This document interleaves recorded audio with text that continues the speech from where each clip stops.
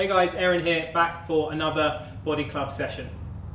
So today we're just going to do a little quick workout. This can be used as prep for recreational runners prior to going out for a run. We're going to work on 4 qualities here today. We're going to do a mobility drill, we're going to do activation and dynamic stabilization drills, and then we're also going to do a little bit of potentiation as well. Okay, I'll explain what those are as we go through the session. So we're going to start with our mobility drill. Standing feet facing forwards, a little bit of length through the hamstrings. We're going to roll down through the spine. Now, if you're running a lot and you don't stretch a lot, you might be quite tight through the hamstrings there. Try to keep your knees relatively straight, but don't worry if you need to bend your knees. Then you're going to walk out into a high plank position.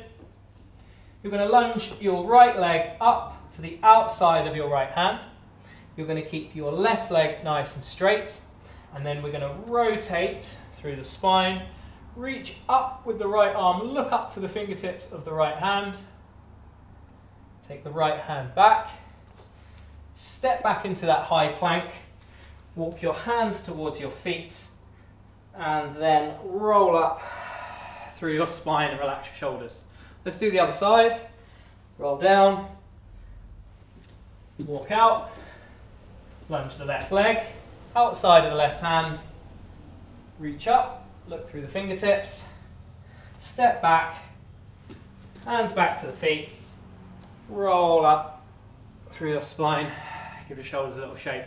Let's do one more each side. Roll down, walk out, deep lunge, keep that back knee lifted, don't drop it to the floor. You want those hip flexors to lengthen out, open, back.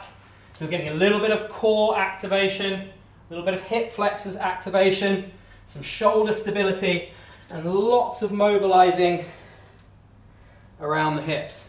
Okay?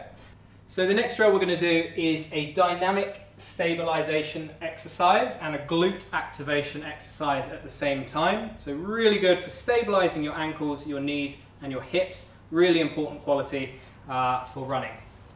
If you are a runner and you don't have one of these mini bands, then highly recommend get one. Really good for your warm-ups.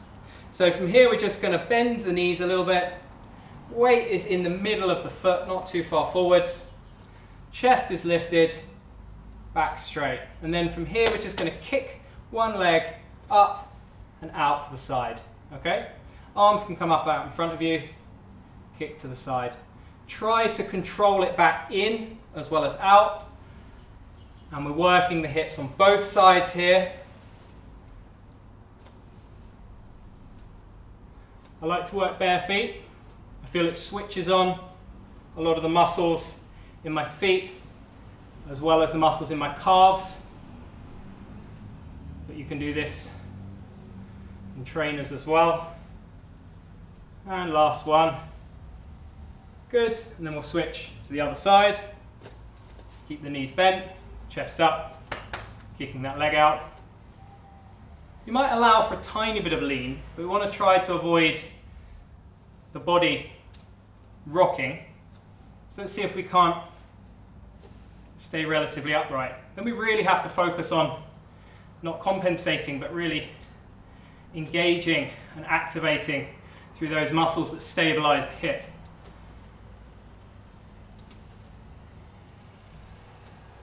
2 more. Should feel this by now. Doesn't take a lot. Good. And release. Cool. From there,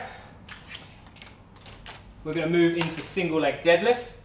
So similar muscles working, slightly different movement. If you've got a dumbbell, you can hold on to a dumbbell. This is 4 kilos. Doesn't take a lot. From here, I'm going to stand and balance onto my left leg. And then it's as though I would reach the dumbbell to my left foot. Now, I am bending the knee, okay? But I'm also very much bending the hip. So I'm sitting my hip right back. It's very important. And we're not rounding your spine, so that doesn't count, rounding your spine through. We really want to make sure we're sitting the hips back and down Don't let the chest fall, keep the chest up. You don't have to go all the way to the floor. Push through the floor. Let your whole foot grip the floor. Really extend fully through the knee and through the hip. And all the way up to the top, okay? So quite fired up there through those leg muscles and hip muscles. And then to the other side, spreading the toes out for a bit of balance, holding, hip back.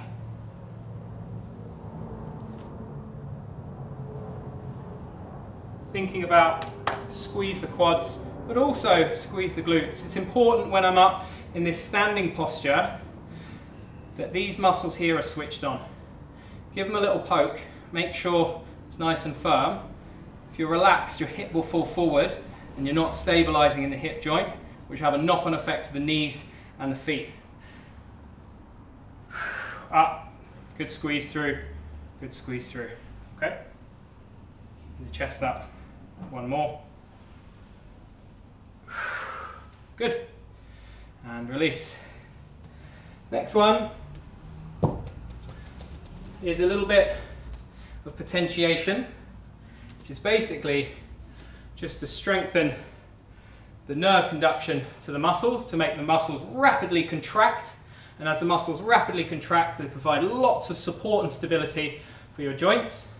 So this is the nice exercise to do, hopping or skipping from one foot to the other and sticking. And you can start with a small hop. Do this with trainers if you like. You can gradually make those hops bigger. You can bring a hurdle into it, or imagine there's a hurdle. So you're hopping over the hurdle now. And the quicker you can stabilize, the better.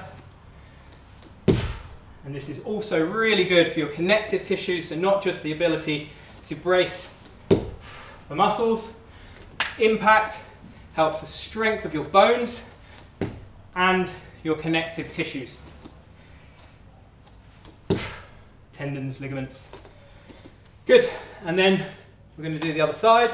My less stable side for sure. Start with a hop. Small. Into a bigger hop. Make sure you have stability. Again, you can do this with trainers on. Trying not to make too much noise. I'm trying to create a bigger hop with each one. Imagine you're going over a hurdle. I'm not as rapid at stabilizing on this right side. Might need a little bit more work. Might mean I'm not quite, there we are, as stable on that hip.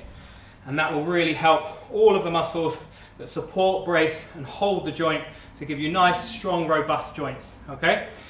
I suggest probably doing that maybe one more round if you have the time. Obviously, it's really worth putting the time and effort into doing your warm-ups for your running, okay? Just one thing to say, if you are experiencing niggles or injuries, then it's really important that you see a physio. Don't rely on strength and conditioning practices. Although they may help reduce your risk factors for injury, they won't necessarily cure your injuries, so definitely go and see a physio. But this is a generic warm-up that you can do before your runs. It would just get you really switched on in the right muscles and really give you a little bit of spring in your step as well. So I hope you enjoyed that, and I'll catch you next time for the next Body Club workout. Cheers guys.